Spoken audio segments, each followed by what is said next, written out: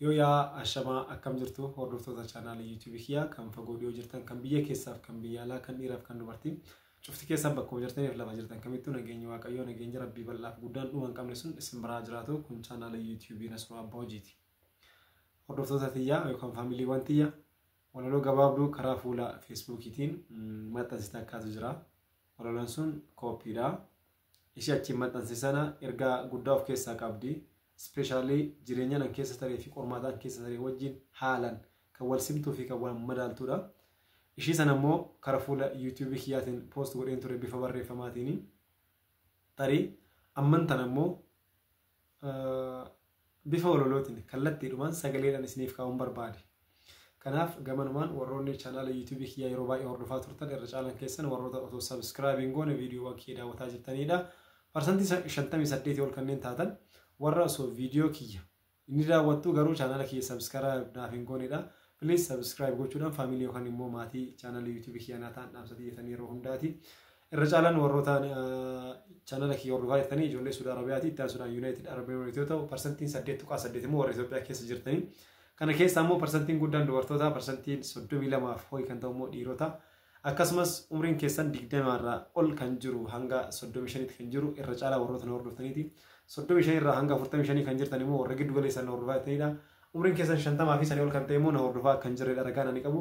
Irra caalaa warroota na hordofaa jirtan immoo karaa moobaayilii keessaniitiin kan na hordofaa jirtan yoo ta'u itti aansuudhaan immoo tuyyuu karaa PC yookaan laaptooppiitiin inni xumuraan immoo tuyyuu karaa taabileetiitiin na hordofaa akka jirtanidha ragaan chaanaala YouTube kiyyaa gadhee akka mul'isutti. Kana wal qabatee immoo tuyyuu ammaayis irra guddaan maalinni warroonni viidiyoo tiyya ilaalaa jirtan hundi jechuun akka danda'amutti parsantiin guddaa olitti warroota osoo subscribe nan goone chaanaala kiyya hordofaa jirtanidha yookaan viidiyoowwan tiyya ilaalaa jirtanidha. Ilaaluu yookaan daawwachuun keessan anaaf waan guddaa tokkodha. Ta'us garuu subscribe gochuudhaan walaloos ta'e barreeffama viidiyoowwan garaagaraas ta'e dhimmoota biizinasii gorsaa fi kanneen kana fakkaatan hojiilee nuti hojjennu guutuyyuu adadaan asii viidiyoota akka gadi furuun kallattiidhaan daddaftee akka isin bira geettu waan isin gargaaruuf jecha chaanaala YouTube kiyyaa subscribe gochuudhaan mallattoo bilbilaa sana gadi tuquudhaan maatii naaf ta'an dhaamsatiin yeroo hundaati. Hayyee har'a walaloo gabaabduu bareedduu sanan isinii qabadhee dhufee ishee sana seeraan na hordofaan dhaamsa kooti. Walaloon kan koo akkas jetti. Maastireetiin qaba jetti. Maastireetiin qaba. Barri baraan dhufee barri hamaan dhufus bayaa gala daandii xurree natti cufus guyyaan dimimmisee natti dukkanaa'e biiftuun biyyaaf bahe natti golgolaa'e. Yartuu wal ijaartee shiraan natti duulte maqaanan fakkaanne fiddee natti tuulte aantee fi hiyyaa wal ta'ee naan oodus mogoleen koolaa fi jilbi koo hadoodus hiriyaan abdadhe haamilee na buusee waraabessi ba'ee guyyaan natti yuuse gaafa gantuun firaa karrashee cufattee daandiitti hoomaa yeeyyii na marsite bitaaf mirga laalee nama biraa dhabus haalaan burjaaja'ee miiraan qalbii cabus torba gangalateera torba gatantaree torba kufee ka'ee osoo du'e jedhan kunoo har'a ga'ee kaleessa qoramuus qormaata jajjaba har'a kunoo barnoota jireenya maastireetiin qaba. Ergaa gabaabduu of keessaa qabdi.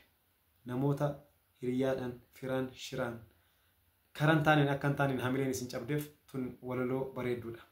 Irran isinii deebi'aa takka irra naaf deebii kan jettan yoo ta'e akkasitti barri baraan dhufee barri hamaan dhufuus bayaa gala daandii xurree natti cufus guyyaan dimimmisee natti dukkanaa'e biiftuun biyyaa ife natti golgolaa'e yartuu wal ijaartee shiraan natti duulte maqaa nan fakkaanne fiddee narratti tuulte aantee fi hiriyyaa wal ta'ee naan oodus mogoleen kolaafee jilbi koo hadoodus hiriyyaan abdadhe haamilee na buuse waraabessi ba'ee guyyaan natti yuuse gaafa gantuun firaa karrashee na cufte diidatti hoomaan yeeyyii marsitee na dutte bitaaf mirga laalee nama biraa dhabus haalaan burjaaja'ee miiraan qalbii cabus torba gatantaree torba kufee ka'ee osoo du'e jedhan kunoo har'a ga'e kaleessa qoramus qormaata jajjaba har'a kunoo barnoota jireenyaa maastireetiin qaba.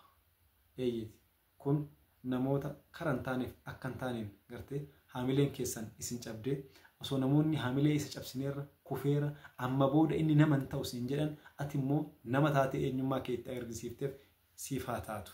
Ulfaadha galatoomaa isinin jaalladha. Kun chaanaala YouTube Nasruu Abbaa Hojiiti. Please warroonni chaanaala YouTube kiyyaa hordoftan chaanaala YouTube kiyyaa like, share, subscribe gochuudhaan hordofaan dhaamsa tiyyatan yeroo hundaati. As keessatti immoo wantoota garaagaraa business idea wantoota garaagaraa of keessaa qabna. Gorsa garaagaraa dhimmoota maashinoota garaagaraa ni dhiyeessina, meeshaalee manaa furnichar ta'an ni dhiyeessina, everything. Kanaaf namoonni dhimmoota akkanaa kan akka gaariitti hordofuu barbaadan jiruuf jireenya keessan karaa salphaa ta'een karaa afaan Oromootiin dhaggeeffachuudhaan biizinasii maal akka ta'e jijjiirama guddinni maal akka ta'e barbaadan karaa chaanaala YouTube keenyatti gaafa dhuftan viidiyoo teenya qofa laaltanii biraan tarina subscribe nu godhaa, like share nu gochuudhaan immoo faamilii keenya ta'uun irra caalu nu jajjabeessanis ni jedha. Kun chaanaala YouTube Nasruu Abbootiiti. Fayyaa naaf ta'a.